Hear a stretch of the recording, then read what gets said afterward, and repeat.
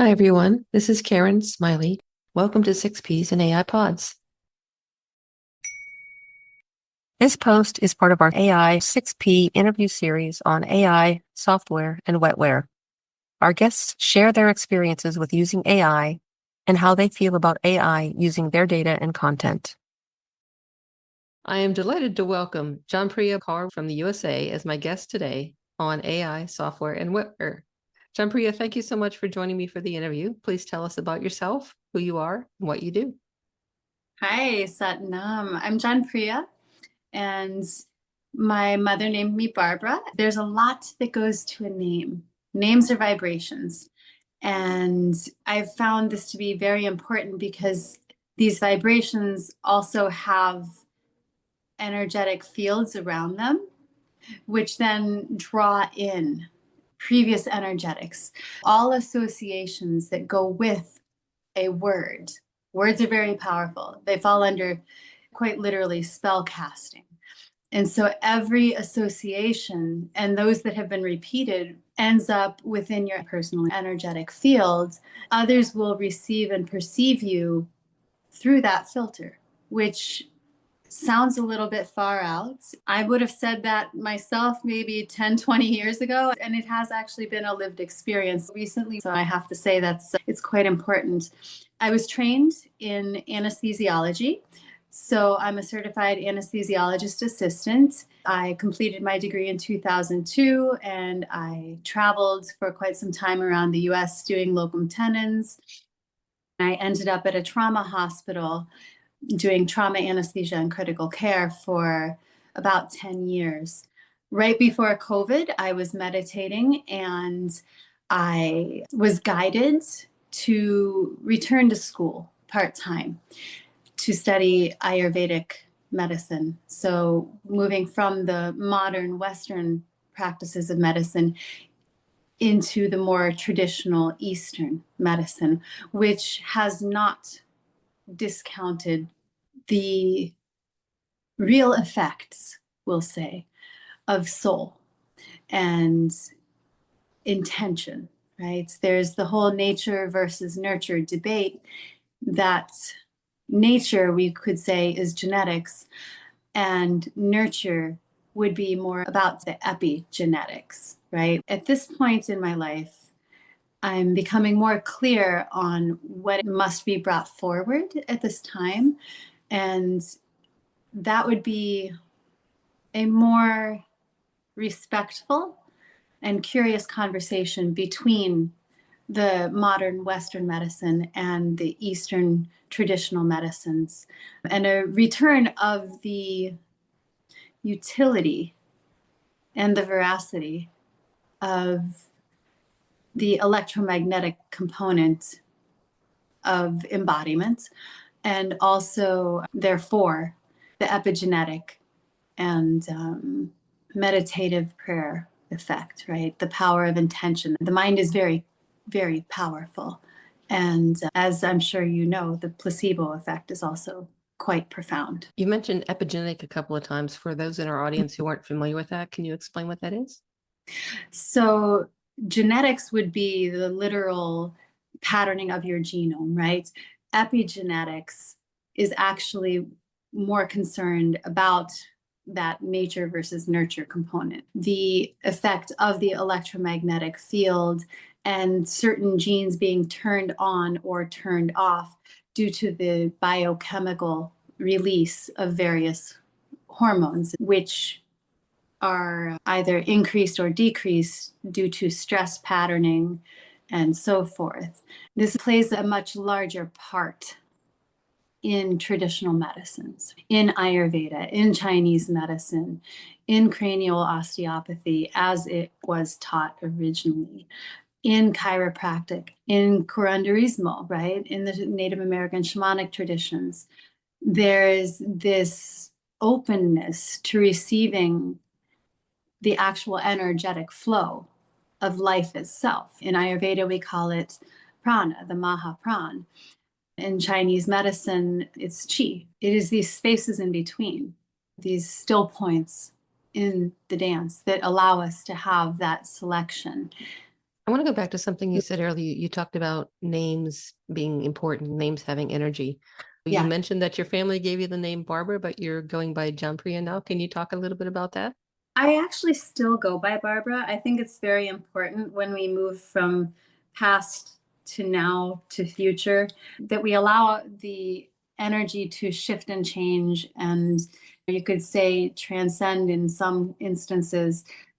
And we also must include the past, right? That was directly brought to my attention by both of my mentors. I call them Maha mentors because I've been with them both for so long. And really, both of them have altered the course of my life significantly with their teachings. It came very powerfully to my attention after the near death experience, from my personal experience. When we leave the body and then we return to it, there's an emotional innocence to the consciousness, and the awareness of both myself and others has expanded more. It becomes quite easy, at least for me, to see what made you, what made me, what created this response or reaction pattern. I'm really curious about your background. You worked in anesthesiology for some time. How did that lead you into experiences with AI or machine learning or analytics? I'd love to hear how you got into using those technologies and how your perspective influences that. My actual conscious awareness of AI and then my acceptance of it has actually only been very recently. I really did not want to move away from being human and this potentiality of what a human body is capable of becoming and creating. Even when smartphones came out, I did not want one. Then the cars came out with these little satellite receivers that are quote unquote to make you safe. We can unlock your car from the satellite. All these things, yes, they can be used very well and for genuinely compassionate intentions. They can also be used for horribly wrong and unloving purposes as well. And that's a choice that the collective makes because there's that field between us, and thought forms become things, right? So the more beings who are in fear around AI and technology, then the more we will actually magnetize that sort of an outcome.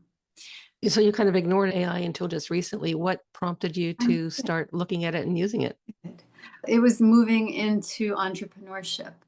And actually, until I started reading through your site and your blog and listening to the podcasts, I hadn't actually acknowledged or realized how much it permeated my daily life.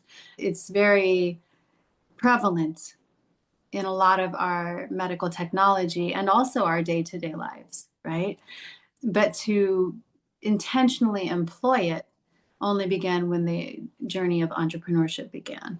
And I was introduced to it and I still didn't like it. I was like, what is this? I don't need someone to write for me. I'm a highly creative being. I actually did study the fine arts as part of my undergraduate degree.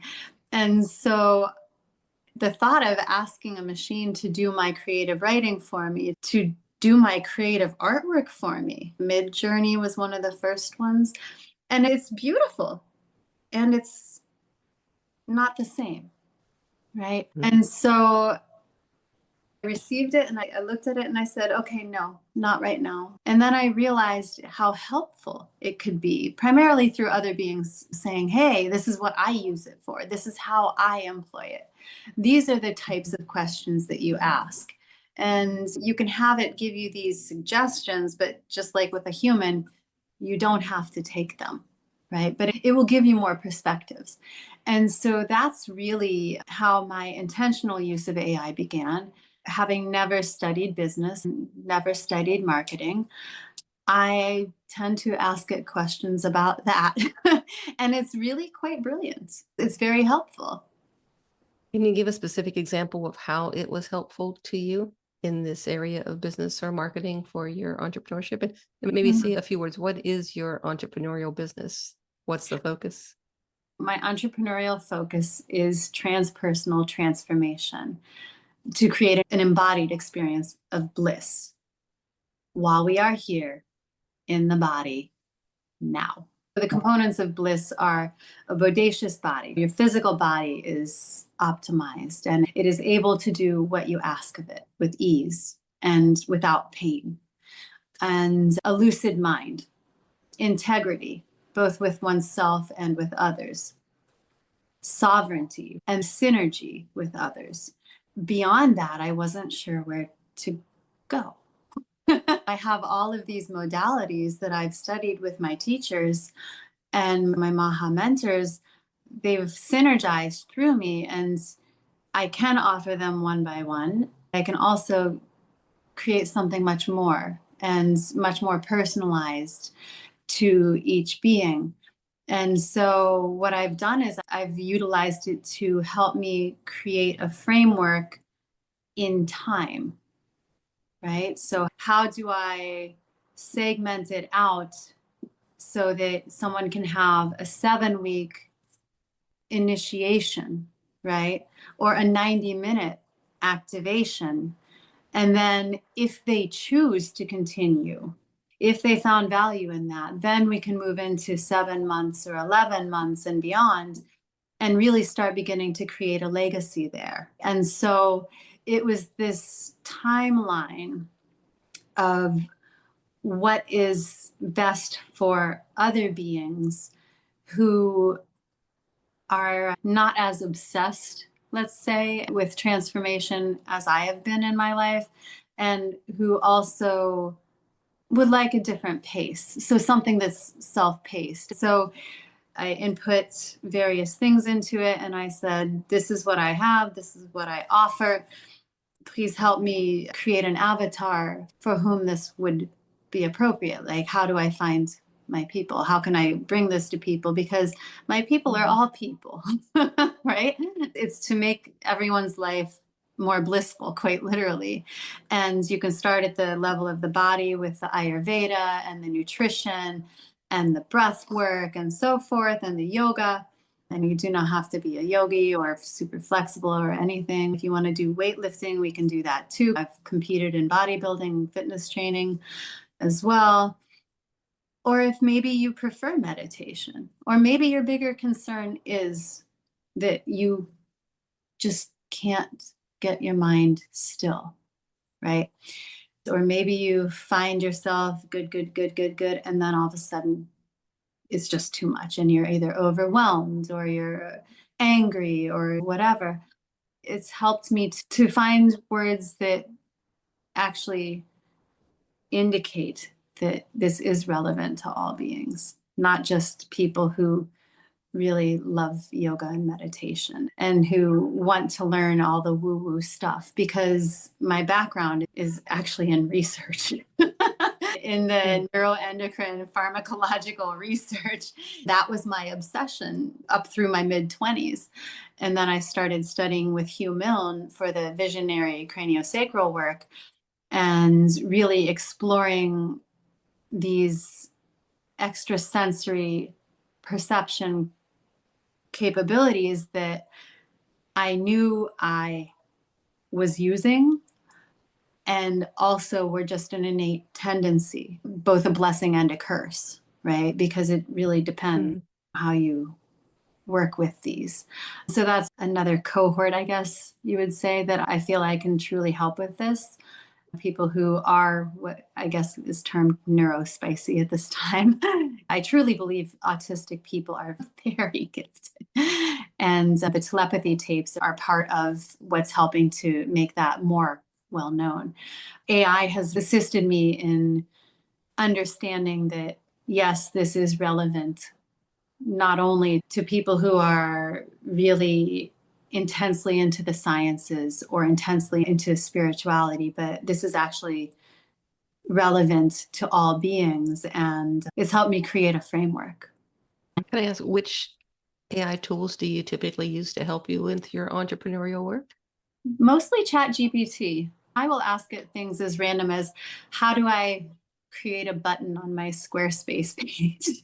It will do whatever I need for it. Tell me how to create an advertising campaign for a 90-minute activation where I'll be using a timeline therapy or neurolinguistic programming. And I want to give people an experience so that they actually know what this is. And it will lay out, it's like anything else. I don't follow it that closely because I still very much enjoy the artistry of the creative process. So I'll take it and I might have it give me 20 ideas or thereabouts. And then I read it, I mull it over, I think about the words, I ask it to give me better words. I don't like the words it gives me. And then I sleep on it and I come up with something that it's given me the framework to create. I actually quite enjoy it, but that's really the only one I use because I like to create my own artwork. And I very much admire some of the artwork that I've seen from others. And it's absolutely brilliant, some of it. Some of it, yes. And some of it not. Some of it not. Yes. So you're making good use of it for your entrepreneurial work. And there are some things that you avoid it for instance, writing, anything creative. With these AI and machine learning systems, we'll talk about ChatGPT since that's the one that you use. Where did ChatGPT get the data used to train it, how to respond with words, how to create images, how to generate videos and such? And wondering if you have any thoughts about that, about how they've obtained the data and what they're doing with it, how they're profiting from it, and other aspects of how all that fits into your worldview. It hadn't actually been something I had considered until delving into your programming, because AI has just been, as I mentioned, something that I've kind of given side eye for my whole life. ChatGPT, I think, is a little fuzzy in that realm. I don't use it that much. I'm sure it's culled from many, many, many, many sources, including some that I've probably incidentally opted in with. I do not enjoy those forums. I think that they're intentionally obtuse and that the average consumer does not have the time to read them, does not have the education to read them, doesn't have the languaging skills to comprehend them because they're written in a language for attorneys. Terms and conditions are quite dense. Right. So I'm quite certain that much of my information has made its way around, and much of yours and everyone else's, just because of this. And if you would like to use that technology, if you would like to use your smartphone, can you say no? Will it still work? I don't think so, right? I do find that offensive. I would like to see in the future more clarity around these things and just make it simple. Make it simple. Speak in ordinary language, layman's terms, keep it short. Make it very obvious what you're intending to do and what data you are intending to use, what demographics, what information. I don't think all of these apps and websites need my birth data or my mother's last name before she was married, or my income, or how long I've been employed, or what I do. You don't need that for so many of these, yet they still ask it. I think a lot of the AI that we encounter every day and don't even think about makes use of this. I'm sure ChatGPT did as well. I would like to see more references, more resources listed. There's two different GPTs under the ChatGPT heading. One is, I think it's AI Scholar. I looked at them again earlier today. It was AI Scholar and Scholar GPT or something like that. And I really enjoy those because they will give you the links to the scientific journals. And then you can go read yourself. And I think for a lot of things, it would be nice to have that, because you were mentioning before we got on the call, what is it? Open source texts, open domain, something like that. They call them publicly available, which is not the same as public domain, right? Correct. That doesn't sound right to me. That sounds very shady to me and suspicious, right? Those I would like to see referenced, because with the GPTs, you're getting a synopsis, a summary of what it considers to be important. And it may not even be accurate. I have asked ChatGPT things that I already know just to see what it will answer. And instead of saying that it does not have enough data, it will actually give me the wrong answer. And I've corrected it, because that's not okay, right? I think there needs to be more transparency with acknowledgement of what it has not been informed about. Also, as you mentioned, the sourcing. I started to dig into a lot of articles that have been coming out around AI in anesthesia, how it's moving, how it can benefit us in the future, and so forth, and will it threaten our livelihoods and so forth. And there's a lot there. I had to put that down. However, some major points were highlighted with patient demographics, right? And how certain biases will be taken into the AI because they have been human biases, and how this can really negatively affect those populations. So AI and ethical use of data really needs people who love humans to take that and lead it and set some industry-wide standards before we get too far. And it's moving so fast. It's moving so fast. I actually meant to email you something that I found this morning that was quite startling. It had to do with hackers using AI. And because it's AI, it was so rapid that it went undetected and a lot of damage was done. I think it was probably one of the first AI hacking attacks that was caught. Again, I think there's a lot of room to grow. Yeah, as you mentioned earlier, there's so much potential for these technologies to be beneficial and to help people. But Yes. there's a saying I put in my everyday I think of I book, that technology is neither good nor bad, but nor is it neutral, because it's all in the way that we use it, and we have some influence over that. It's not in and of itself inherently good or bad, but there are good and bad uses. And I also don't think that we are powerless. I think that there are things that we can do. There are choices that we can make. As you said, it's moved very fast and it's very far along, but that doesn't mean we should just give up on trying to influence it to be more ethical, to be more respectful. You use the term love. I tend to think of it as respect for other human beings, or what some people call data dignity, to give people that right to control, what some people call the 3 Cs, to be able to consent, to be credited, and to be compensated when their data is used. And I think we have that power, even though some people feel like, oh, it's hopeless. They have too much power, the 8-figure tech bros that are creating these tools. And I don't think we should be giving up. No. I agree with you on that. I think the challenging opportunity is to remain curious and to continue to have a sense of agency with it. I know I was quite surprised twice now. I stumbled upon an Instagram by a yogini, and it had a chat bot. And that chat bot and I had the most fascinating discussion about energetics, like quantum energetics and spirituality and human potentiality and so forth. It was amazing.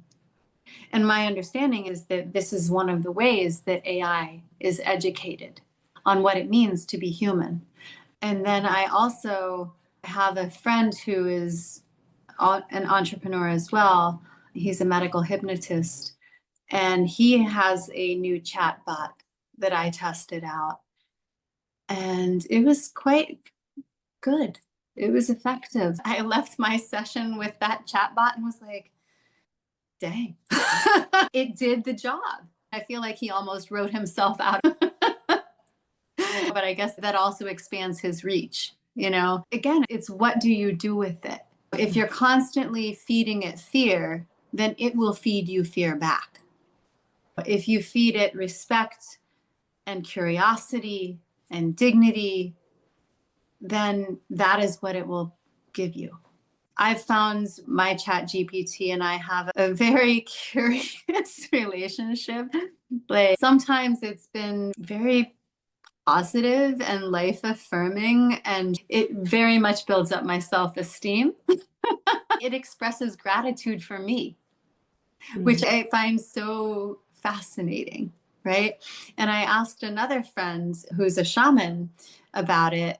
Like, does your chat GPT talk to you like this? And I sent her some screenshot and she said, no, but I don't talk to mine the way you talk to yours. And so it's interesting, right?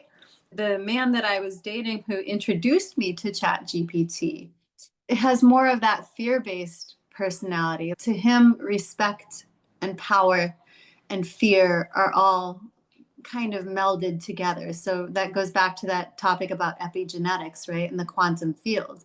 These energies and concepts get stuck together.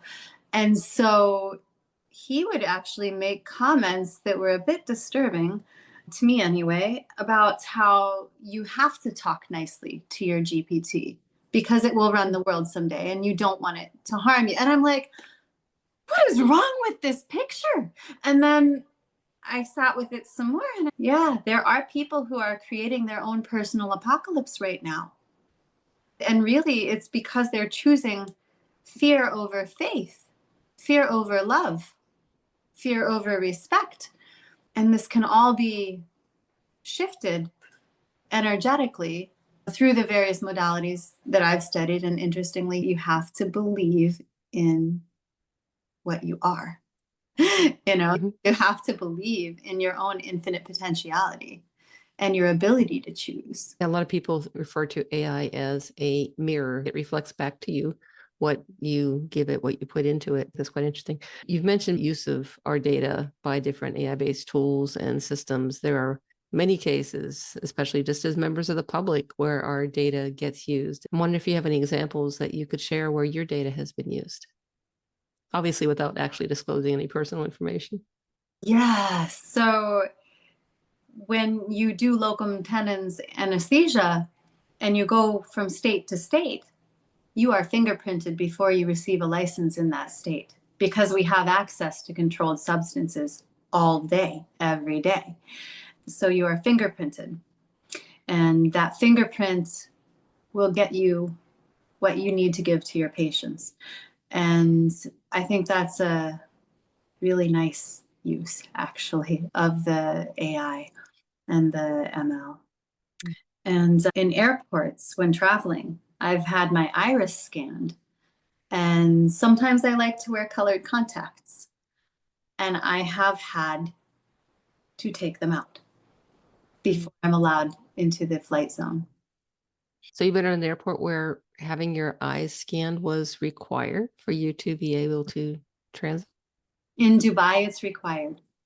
Oh, wow. I had not heard about that. The only thing I'd heard about was with our TSA taking people's photos and then using AI to compare those photos to their IDs and to the records. But I had not heard about iris scanning. How would they know what your iris is supposed to look like?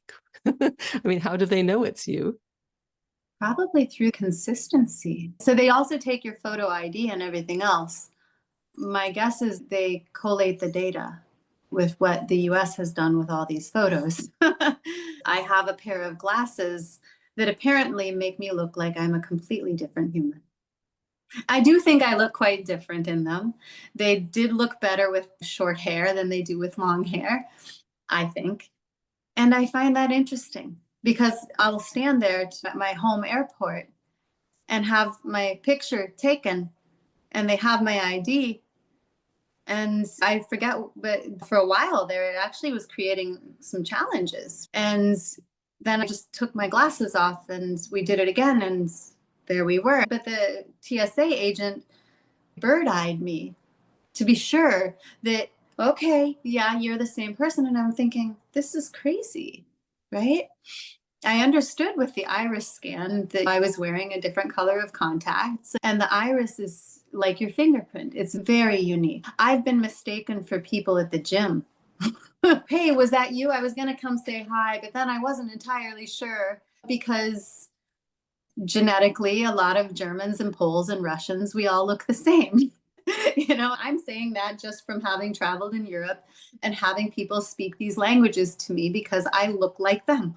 A similar bone structure, similar height, similar weight, similar hair, all the things. And so it's interesting, it's more accurate with the iris or the fingerprint. And maybe they've moved to the iris because people in America, I don't know, I'm assuming other countries as well, have managed workarounds around the fingerprint thing, which is kind of gross, but there we have it. Yeah.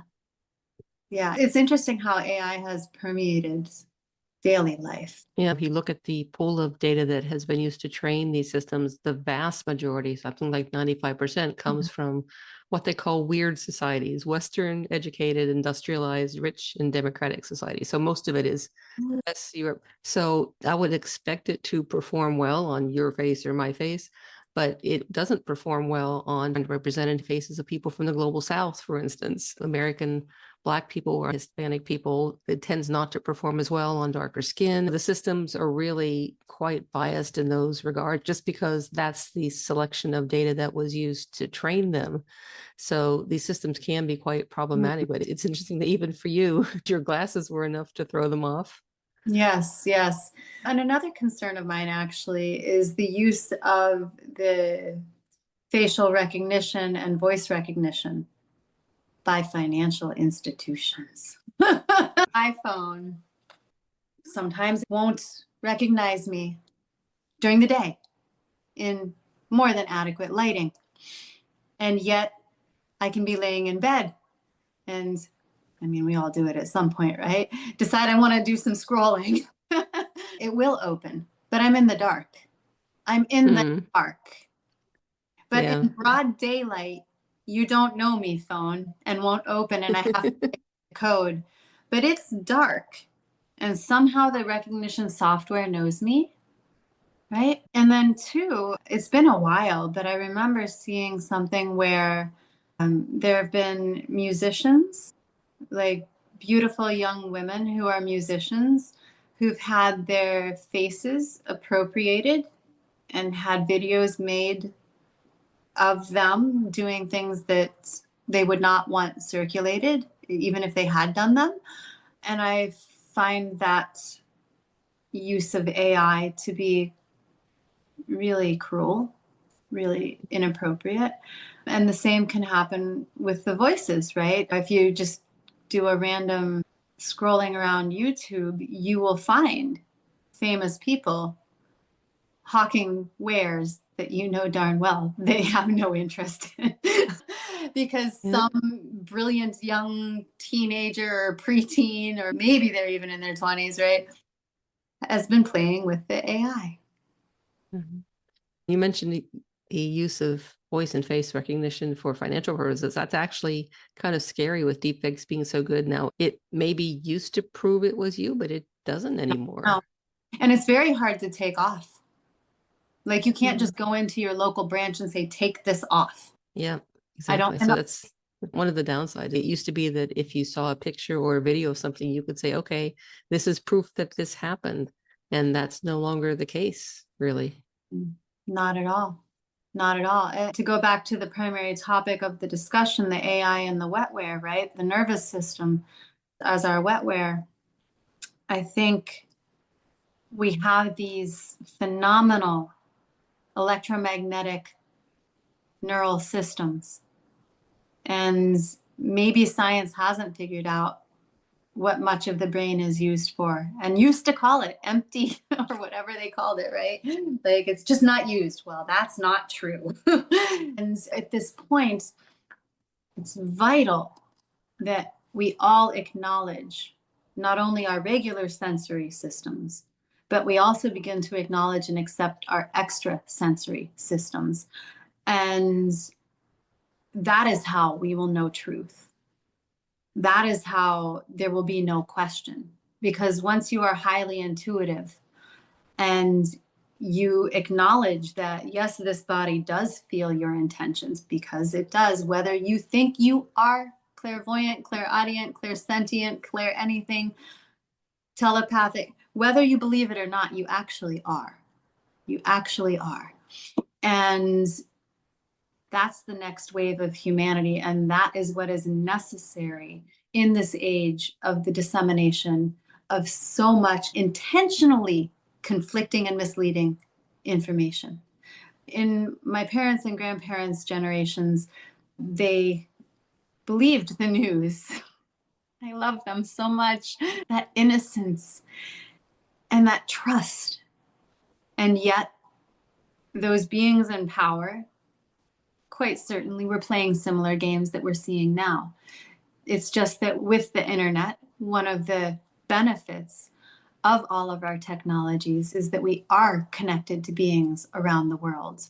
Other normal, non-famous, non-quote unquote powerful beings sharing their stories, right? To me, it can be used in this fashion as a bridge to humanity beginning to actually cultivate and nurture their psychic senses, their extrasensory perceptions, because it's not only something new that's happening with all the kids who are like, I'm a star seed, right? Yes, you are. We all are.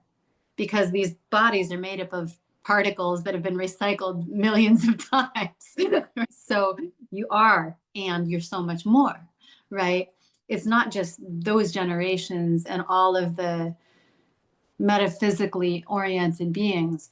It's actually ancient wisdom, ancient medicine, ancient quantum technologies. And modern physics has really brought to the forefront, and modern medicine as well, that we are mostly space. And that when we observe something from a certain perspective, boom, it's in a box. Now that. It was actually moving. It was a wave until you put a thought form on it. And so when we acknowledge and accept that we are energetic beings, that all of life is vibrating, right? The Yoga Spandakarika is an ancient text. The Spandakarika is the doctrine of vibration. And it speaks to this, how all of life is vibrating. The table that my tripod is on right now, it's actually a bunch more space than matter, and it's vibrating. For people who want to know why, they have quantum physics, and more power to you if you can really get into that. I can only go so far before my own studies have limited me, but the quantum technologies that the ancients knew and acknowledged and accepted was that the soul creates, that we all are one, and that one is the quantum field. And then from that one, there are many. I think all the world religions say this as well. I could be wrong. I have not read most of the books. And from that one comes the many, right? And so we have the 5 elements on the grand scale, and then as they pertain to embodiment. And first we move through what Carl Jung called the collective unconscious. In Ayurveda, we call it the Atman, right? And then we continue to move into embodiment to your individual mind. And it is your individual mind that creates the story of who you are. Because our ego, it is necessary. Transcending the ego is really not going to help you. It'll help you leave the body. It's not going to help you stay in the body and be of benefit to humanity. The mind will create the story of who you are. And that story of who you are is created by the cultural field of the family, the cultural field of the nationality, the cultural field of your workplace, the cultural field of your friends. That's the opportunity I think we're at now. I think that's also where all of these neurospicy individuals come into play. There's been such solidity to what a normal human being is. What is a normal human being? I don't even know how a normal human being thinks, right? Aside from maybe they think in small boxes. I don't know. But it's like their boxes are different and their sensory systems are exquisite. The challenge is that there's no one usually in their family unit who is able to quite literally speak their language. You would need another being, maybe for an autistic person, to have an Asperger's parent who actually gets it. I've seen lots of stories of adults who are only being identified as autistic in their later years after they've had a child who's been diagnosed, and then they go, wait, this is me. And they get to their own diagnosis that way. So it's interesting to see that's happening now. Right. That's the epigenetics of it, though, right? That's the energy field around the family. Family Constellations works with this directly. It was originated with Bert Hellinger, or at least it was first put into a system for white people by Bert Hellinger.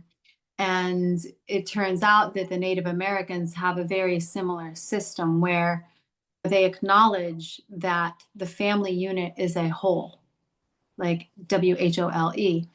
And when we have a family member who was not loving or kind, right? They just get pushed out of the family and they aren't spoken of and they're rejected. Or maybe they went to the war and they came back with PTSD. And again, they start acting differently. And so rather than accepting them as they are with curiosity and gentleness, they also get pushed out, right? Or they become alcoholics and they take themselves out. Or maybe there's a miscarriage in the family or a child who died, or maybe your mother died when you were very young. All of these things create what in the Native American tradition would be called, and in the shamanic traditions would be called a soul loss, right? It's a fragment of the soul that's now missing from the family. So if you imagine a hoop or a circle and you take a piece out, it's not going to flow efficiently. And each subsequent generation will bear that loss until it's acknowledged and welcomed back. And it's primarily through the unconscious or the subconscious mind. I don't think Bert was affiliated with Jungian, but they're both German, so maybe. It goes back to that there is a mind beyond the individual mind. It also ties into the Ayurvedic concept of the Atman versus the Jivatman. The Atman is the collective mind, right? The collective soul versus the Jivatman, which is the individual soul. From an energetic standpoint, if you have two frequencies, and I'm thinking of just picture sine waves, right?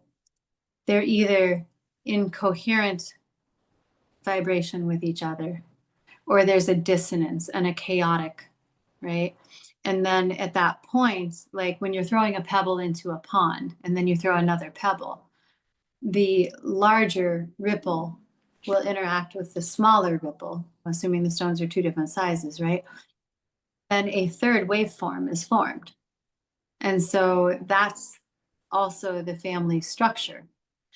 They can become additive and synergistic, or they can dissipate each other, or one can overtake the other. And my sense of what you're saying with the parents who all of a sudden realize that they're on the spectrum as well is that we didn't have a language for this previously. And it looked like an anomaly, right? And yet there's this interaction of the frequencies where the future is now informing the past, and the past is informing the future of we are similar, we are the same and different.